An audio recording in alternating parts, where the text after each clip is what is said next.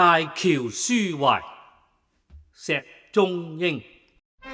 長江在我腳下流過，流過自那遙遠的西，流向遙遠的東。飽含黃泥的江水，滔滔滾滾，旋轉着，洶湧着，頂着大風，打起白頭浪。你長江哺育我中華民族的母親，今天你的兒子回來了，回來了，站在你的上面，如飢似渴的俯視着你，細細的察看着你的矯搖，你的豪邁，你的婀娜，你的粗獷。我們不是坐作你漩渦裏的一葉小舟，我們不是躺着你頭上藍天的一片浮雲，我們只是紅豆豆的站着在一道絢麗的彩虹，一道坐落南京，跨越你兩岸的宏偉的英俊的彩虹，何止有着那平凡的紅橙黃綠青藍紫，它簡直是萬千色彩，圓目迷人，色色都閃出8個大字：自力更生，艱苦奮鬥。你長江可知道，那些人曾經預言，我們永遠也不能在你兩旁架橋。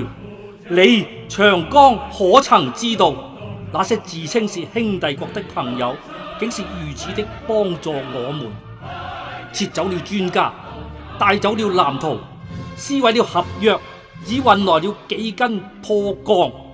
誰稀罕這樣的幫助？誰乞求這樣的幫助？你長江1,000年來哺育的民族，今天是新生了。我們有志氣，我們有能力，我們有人。全國建橋工人跑到你的身旁，全國各地的物資運到你的身旁，全國人民的志氣奔到你的身旁。大會戰開始了，經歷了多少艱難困阻，一道人間的彩虹終於在你身邊升起。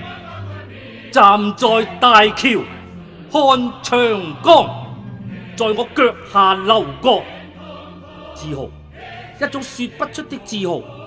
親切地摸摸鐵路橋的柳釘，輕撫橋頭堡的大理石，用指尖忽忽公路橋欄杆上的浮雕。一種火辣辣的心情是心的最底層升起。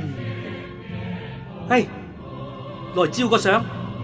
一個小伙子爽朗的向我招手。好啊，是該照個相。站穩，挺起腰，笑。且慢，我說，鏡頭別老對準我，記住，多給位置長江，多給位置大橋。笑吧長江，笑吧大橋，這道我們民族最新最美的彩虹，今天你們才是主人。